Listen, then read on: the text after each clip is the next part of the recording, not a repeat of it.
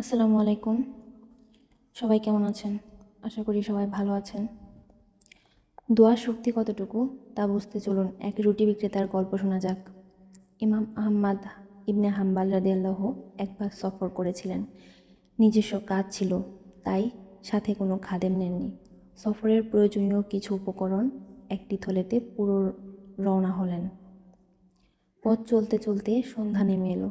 তিনি একটি গ্রামের মধ্য দিয়ে যাওয়ার সময় ভাবলেন, শীতের রাত, মঞ্জিল অনেক দূর, মাগরিব ও এশার নামাজ এখানেই আদায় করা যাক।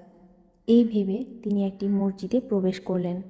মাগরিব ও এশার নামাজ আদায় করার পর ভাবলেন, এই মসজিদে এই রাতটা কাটিয়ে দিই, কাল সকালে না হয় গন্তব্যের দিকে রওনা করা যাবে। এই ভেবে মসজিদের এক কোণে শুয়ে পড়লেন। কিন্তু মসজিদের মুয়াজ্জিন সাহেব কোথা থেকে হাজির হয়ে বলতে শুরু করলেন, এই বুড়ো ওঠো, মসজিদ বন্ধ করব। ইমাম আহমদ ইবনে হাম্বাল রাদিয়াল্লাহু ভাবতে লাগলেন, হায়, রাতটা এই মসজিদে কাটানোর ইচ্ছে করলাম, আর মুয়াজ্জিন আমাকে তাড়িয়ে দিচ্ছেন। ভাবনা শেষ হতে না হতেই মুয়াজ্জিন সাহেবের দ্বিতীয় ধমক, কি হলো, তোমাকে বললাম না বের হতে, না হলে গাটিগুটি সব বাইরে ফেলে দেব। আগত্যায় ইমাম আহমদ ইবনে হাম্বল রাদিয়াল্লাহু মসজিদ থেকে বের হয়ে এলেন। মসজিদের বাইরে একজন যুবক তদুরির মধ্যে রুটি বানাচ্ছিল। ইমাম সাহেব ভাবলেন, শীতের রাত, এখন কোথায় গিয়ে থাকবো? এই যুবকের চুলির পাশে থাকলে একটু আরাম লাগবে, দেখি অনুমতি দেয় কিনা। এই ভেবে যুবককে বললেন, হে যুবক, আমি কি তোমার চুলির পাশে বসে রাতটা কাটাতে পারি? যুবক বলল, কেন নয়, আপনি এখানে বসলে তো আমার কোনো ক্ষতি নেই, অবশ্যই বসুন। ইমাম সাহেব তার শুকরিয়া আদায় করলেন। চুলির পাশে বসে যুবকটির কাজ পর্যবেক্ষণ করতে লাগলেন। ইমাম সাহেব খেয়াল করলেন, যুবক রুটি বানানোর সময় আস্তাগফিরুল্লাহ বলছে, আবার রুটি তদুরিতে লাগানোর সময় আস্তাগফিরুল্লাহ বলছে। তদুরি থেকে রুটি বের করতে আস্তাগফিরুল্লাহ, আবার খামিরা বানাতে আস্তাগফিরুল্লাহ। ইমাম আহমদ ইবনে হাম্বল রাদিয়াল্লাহু খুব অবাক হলেন।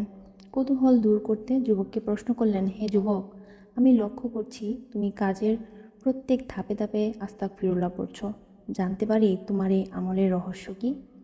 যুবকটি মুচকি হেসে বলল, জনাব, আমি ইস্তেগফার করতে খুব পছন্দ করি, আর এই আমলের বরকতে আমার আল্লাহ আমাকে মুস্তাজাবুদ দাওয়া, যে ব্যক্তি কোনো দোয়া করলেই তা কবুল হয়ে যায়, বানিয়ে দিয়েছেন। সুবহানাল্লাহ। আমি জীবনে যত দোয়া করেছি আল্লাহ সব দোয়া কবুল করেছেন, তবে একটি দোয়া এখনও বাকি রয়ে গেছে।